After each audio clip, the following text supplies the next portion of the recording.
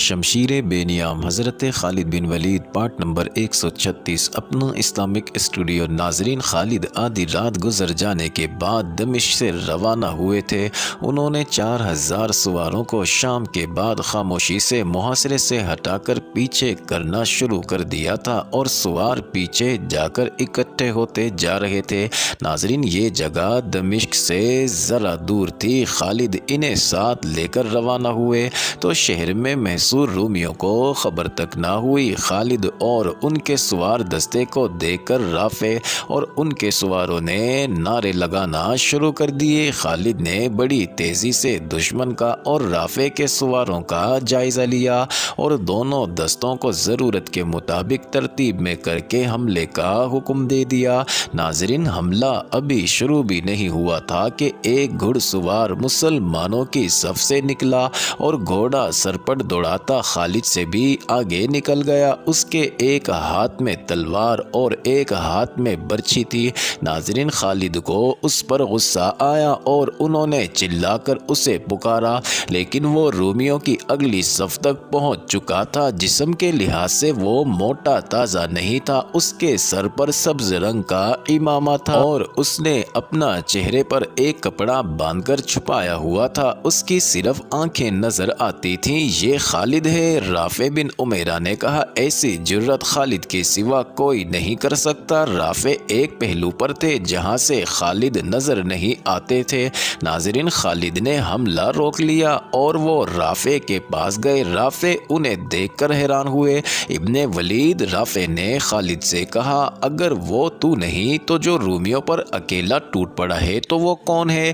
میں یہی تجھ سے پوچھنے آیا ہوں۔ خالد نے کہا، میں نے ابن الازور کو اسی حرکت سے روکا تھا۔ وہ دیکھ ابن ولید، رافع نے کہا، وہ جو کوئی بھی ہے ذرا دیکھ۔ وہ جو کوئی بھی تھا مسلمانوں کو بھی اور رومیوں کو بھی حیران کر رہا تھا۔ جو رومی اس کے سامنے آتا تھا وہ اس کی برچھی یا تلوار کا شکار ہو جاتا تھا۔ ناظرین، یہ سوار رکتا نہیں تھا۔ ایک ہاتھ میں تلوار اور دوسرے ہاتھ میں برچھی ہونے کے باوجود اس نے گھوڑے کو اپنے قابو میں رکھا ہوا تھا۔ ایک رومی کو گرا کر وہ دور چلا جاتا، کوئی اس کے تعاقب میں جاتا تو یہ سوار یکلخت گھوڑے کو روک کر یا گھما کر اپنے تعاقب میں آنے والے کو ختم کر دیتا۔ خالد بھی مورخوں کے مطابق دم بخود ہو گئے تھے۔ ایک بار وہ رومیوں کو گرا کر اس نے گھوڑا دور سے موڑا تو خالد کے قریب سے گزرا۔ ناظرین، خالد نے چلا کر اسے رکنے کو کہا لیکن سوار نہیں رکا۔ دیکھنے والوں کو صرف اس کی آنکھیں نظر آئی۔ ان آنکھوں میں کچھ اور ہی چمک تھی، بلکہ ان آنکھوں میں دلکشی سی تھی۔ اس کی تلوار اور اس کی برچھی کی انی خون سے سرخ ہو گئی تھی۔ وہ ایک بار پھر رومیوں کی طرف جا رہا تھا۔ ابن ولید، رافع نے غضبناک آواز میں کہا، تو حملے کا حکم کیوں نہیں دیتا؟ خدا کی قسم، یہ جنگ اس اکیلے سوار کی نہیں۔ مجاہدین اس سوار کی حیرت ناک شجاعت کو دیکھ کر جوش سے پھٹ رہے تھے اور وہ بھی حملے کا مطالبہ کر رہے تھے۔ خالد نے حملے کا حکم دے دیا۔ اب مجاہدین اسلام نے جو حملہ کیا تو یہ ایسے غضبناک سیلاب کی مانند تھا جو بند توڑ کر آیا ہو۔ ناظرین، اس ایک پراسرار سوار نے مجاہدین کے لشکر میں قہر بھر دیا تھا۔ مجاہدین نے خالد کی بتائی ہوئی ترتیب سے حملہ کیا، لیکن وہ سوار اپنے لشکر سے الگ تھک اپنی طرز کی لڑائی لڑتا رہا۔ ناظرین، خالد اس تک پہنچنے کی کوشش کر رہے تھے لیکن وہ تو جیسے پاگل ہو چکا تھا یا وہ خودکشی کرنے کے انداز سے لڑ رہا تھا۔ ناظرین، ایک بار پھر وہ خالد کے قریب سے گزرا۔ رک جا اے جان پر کھیلنے والے! خالد چلائے، کون ہے تو؟ سوار نے گھوڑا ذرا روکا، خالد کی طرف دیکھا۔ کپڑے کے نقاب سے اس کی چمکتی ہوئی آنکھیں نظر آئیں اور اس نے گھوڑے کو ایڑ لگا دی۔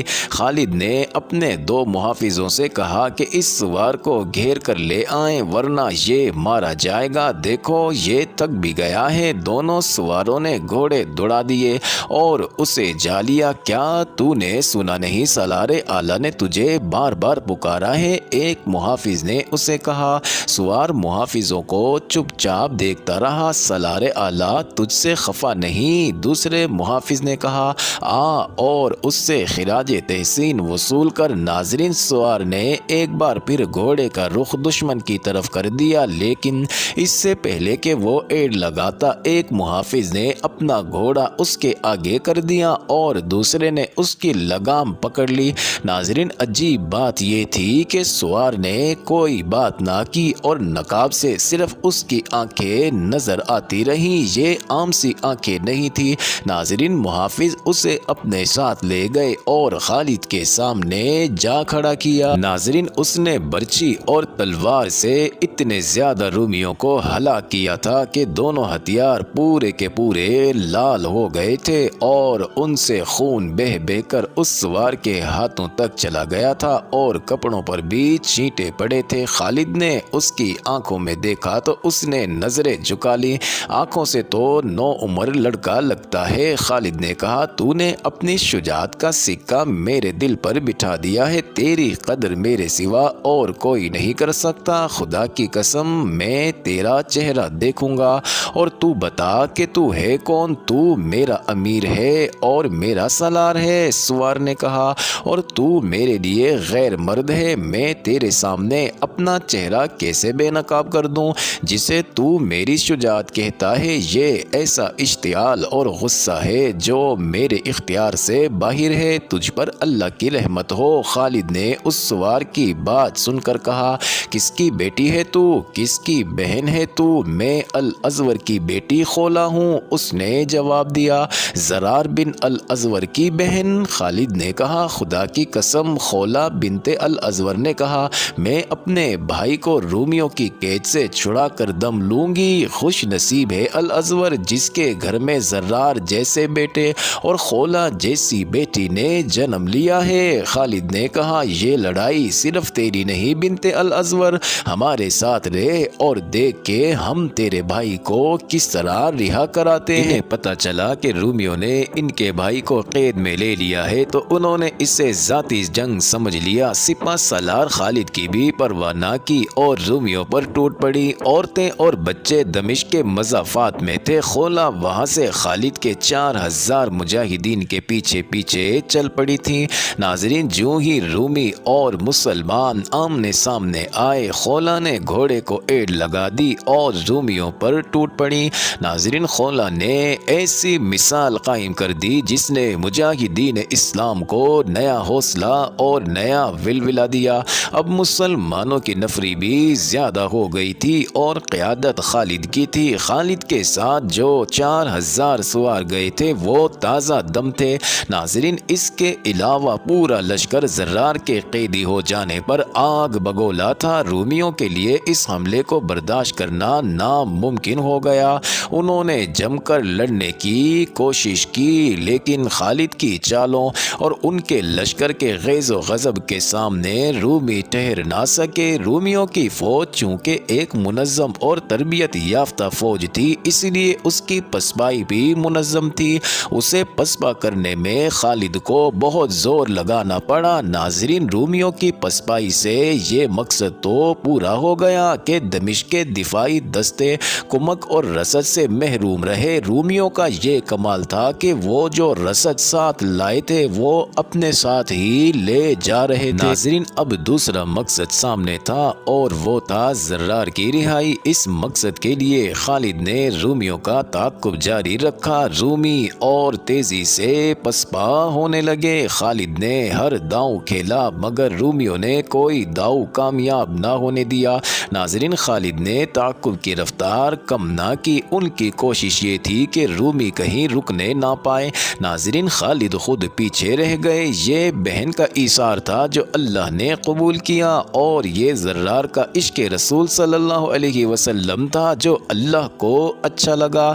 ناظرین زرار کی سرفروشی کو اللہ نے نظر انداز نہ کیا۔ پتہ چلا کہ زرار رومیوں کی قید میں زندہ ہے۔ یہ خبر دینے والے 2 عربی تھے جو اس علاقے میں آ کر آباد ہوئے تھے۔ ناظرین خالد کے 2-4 سوار ایک چھوٹی سی ایک بستی کے قریب سے گزرتے گزرتے رک گئے۔ وہ پانی پینا چاہتے تھے۔ بستی کے لوگ اس خیال سے خوف زدہ ہو گئے کہ یہ فاتح فوج کے آدمی ہیں، اس لیے یہ لوٹ مار کریں گے اور جوان لڑکیوں پر ہاتھ ڈالیں گے۔ ناظرین، آبادی میں ہڑبونگ سی مچ گئی۔ 2 آدمی مسلمان سواروں کے پاس آئے۔ ہم بھی عربی باشندے ہیں، انہوں نے سواروں سے کہا۔ ہم مسلمان تو نہیں، پھر بھی عرب کی مٹی کا واسطہ دے کر کہتے ہیں کہ ہماری خاطر اس بستی پر ہاتھ نہ اٹھائیں۔ تم نہ کہتے تو بھی ہم اس بستی کی طرف دیکھنا گوارا نہ کرتے۔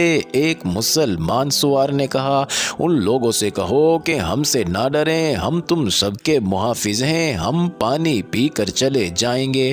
ناظرین، دونوں عربوں نے بستی کے لوگوں سے کہا کہ وہ ڈرے نہیں اور اپنے گھروں میں رہیں۔ ناظرین، ان عربوں نے سواروں کو اور ان کے گھوڑوں کو پانی پلایا اور اس دوران وہ سواروں کے ساتھ باتیں بھی کرتے رہے۔ ناظرین، باتوں میں ان عربوں نے سواروں کو بتایا کہ ایک گھوڑے پر رومیوں نے ایک آدمی کو باندھ رکھا تھا، اس کا سر ننگا تھا، اس کی قمیض بھی نہیں تھی اور اس کے ایک بازو پر پٹیاں بندھی ہوئی تھی۔ اسے انہوں نے یہاں پانی پلانے کے لیے روکا تھا۔ ایک عرب نے بتایا، وہ تمہارا ساتھی معلوم ہوتا تھا۔ مسلمان سواروں کو شک نہ رہا، یہ زرار تھے۔ ناظرین، سواروں نے ان عربوں سے مزید معلومات لیں۔ ناظرین، زرار کے ساتھ تقریباً 100 رومی تھے۔ وہ رومی لشکر کی پسپائی سے بہت پہلے وہاں سے گزرے تھے اور وہ حمص کی طرف جا رہے تھے۔ مسلمان سواروں نے اپنے ایک ساتھی سے کہا کہ وہ پیچھے جا کر سپہ سالار کو زرار بن الازور کے متعلق یہ اطلاع دے۔ الحمدللہ، خالد نے یہ خبر سن کر کہا، زرار زندہ ہے اور وہ زندہ رہے گا۔ انہوں نے اسے قتل کرنا ہوتا تو کر چکے ہوتے۔ وہ اسے اپنے بادشاہ کے پاس لے جا رہے ہیں، ابن امیرہ کو بلاؤ۔ رافع بن امیرہ آئے تو خالد نے انہیں زرار کے متعلق جو اطلاع ملی تھی پوری سنا کر کہا کہ وہ 100 سوار چن لیں جو جان پر کھیلنے والے شہ سوار، انہیں ساتھ لے کر حمص کی طرف ایک ایسا راستہ اختیار کریں جو راستہ نہ ہو۔ مطلب یہ تھا کہ راستہ چھوٹا کر کے حمص کی طرف جائیں اور ان 100 رومیوں کو روکیں اور ابن الازور کو رہا کرائیں۔ ناظرین، رافع جب سواروں کا انتخاب کر رہے تھے تو زرار کی بہن کو پتہ چل گیا کہ رافع زرار کو آزاد کرانے جا رہے ہیں۔ وہ رافع کے پاس دوڑی گئی اور کہنے لگی کہ وہ بھی ان کے ساتھ جائیں گی۔ نہیں بنت الازور، رافع نے کہا، خدا کی قسم، جو کام ہمارا ہے وہ ہم ایک عورت سے نہیں کرائیں گے۔ تجھے تیرا بھائی چاہیے، وہ تمہیں مل جائے گا، نہیں ملے گا تو ہم بھی واپس نہیں آئیں گے۔ میں اگر سپہ سالار سے اجازت لے لوں، ابن ولید تجھے اجازت نہیں دے گا، الازور کی بیٹی، رافع نے کہا۔ ناظرین، خولا مایوس ہو گئی۔ رافع چنے ہوئے 100 سواروں کے ساتھ بڑی عجلت سے روانہ ہو گئے۔ ناظرین، انہوں نے حمص کی طرف جانے والے راستے کا اندازہ کر لیا تھا۔ وہ اس راستے سے دور دور تیز رفتار سے گھوڑے دوڑاتے گئے۔ ناظرین، وہ زیادہ دور نہیں گئے ہوں گے کہ ایک طرف سے ایک گھوڑا سرپٹ دوڑتا آ رہا تھا۔